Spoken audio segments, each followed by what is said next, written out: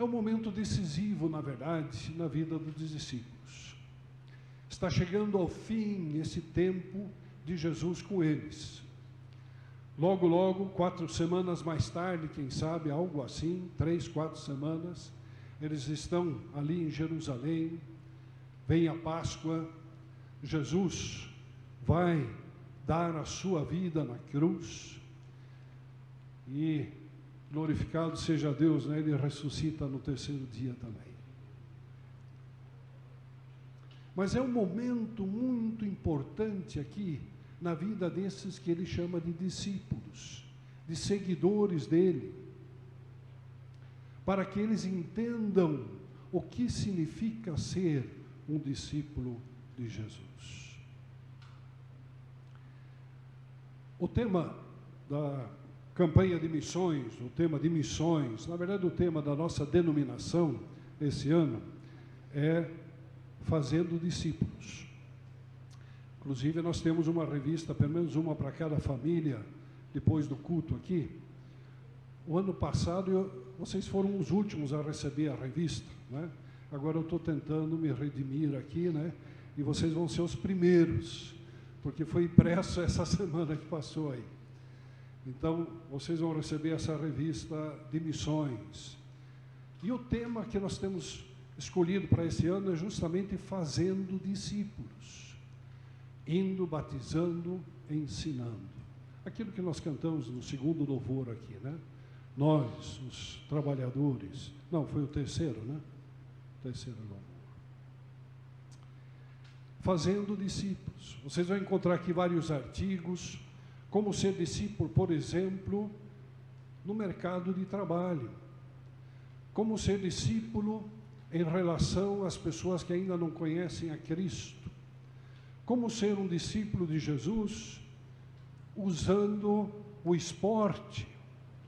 Eu tenho um artigo aqui que eu gosto muito, certamente vai ser o primeiro que vocês vão ler, que é do Jaziel Botelho, usando o humor, né, para fazer missões, fazendo discípulos através do humor, né?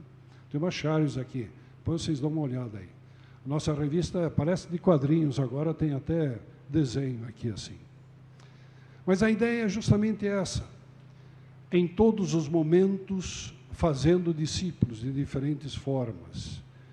Temos também a área mais social, a área juvenil, na juventude e assim por diante. O que nós queremos com essa campanha esse ano, naturalmente, é avançar, continuar trabalhando, avançando e chegando em novos lugares com o Evangelho de Cristo, mas também que todos nós entendamos aquilo que os discípulos tiveram que aprender ou entender nessa ocasião e no caminhar junto com Jesus. É interessante a forma como Jesus trabalha o discipulado, não é verdade? A forma como ele está preparando os seus discípulos para dar continuidade à sua missão. E essa continuidade que nós vemos ainda em nossos dias, a Igreja de Cristo, da qual nós fazemos parte também. Ele escolhe os seus discípulos, depois de orar, buscar a Deus. Ele quer naturalmente os homens certos para as tarefas que ele tem para eles e que vão, de fato, revolucionar o mundo mais adiante, que vão sair para diferentes lugares, ir por todo o mundo, fazer discípulos. Ele trabalha com esses discípulos de várias formas, principalmente numa comunhão muito de perto com eles, caminhando com eles, ou eles caminhando com ele, passando basicamente 24 horas por dia, 7 dias por semana, durante esses basicamente 3 anos que eles andaram com Jesus. Uma convivência de perto, muito transparente, muito aberta.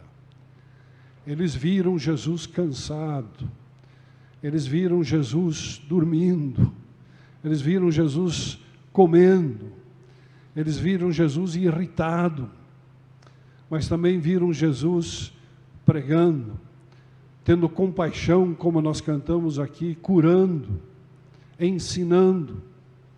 Eles ouviram a pregação de Jesus, o ensino de Jesus, mas também viram as ações de Jesus. Não era apenas teoria, era também a prática, as ações que Jesus estava fazendo nessas caminhadas juntos aí. Jesus ensina os fundamentos do reino de Deus. O que significa isso? O que significa essa nova, podemos chamar de era, a nova época, essa nova história que está começando agora? Diz que Jesus pregou o reino de Deus, o reino de Deus chegou. O que significava isso? Inclusive naqueles últimos 40 dias depois da sua ressurreição, antes da sua ascensão, diz que passou os 40 dias recapitulando acerca do reino de Deus. Ali estavam sendo preparados esses discípulos, que tinham a tarefa de fazer como Jesus. Assim como o Pai me enviou, eu envio vocês. Vocês vão dar continuidade a isso. E ali começa uma corrente de discipulado, de discípulos, que vai até os nossos dias e chega também a você e a mim. Com essa mesma tarefa que Jesus tinha dado aos seus discípulos. Ele demonstra, mas ele também coloca eles para fazer, delega, não é verdade? Ele também diz, agora vocês façam, vocês viram como eu fiz, agora vocês façam da mesma forma. E quem sabe um pouco inseguros no começo, quem sabe tendo um certo receio de não dar certo, que às vezes, quem sabe, não ficou tão bem, mas principalmente depois com a vinda do Espírito Santo, nós vemos esses discípulos corajosos, pregando, fazendo os milagres que Jesus tinha feito. A igreja avançando dessa forma.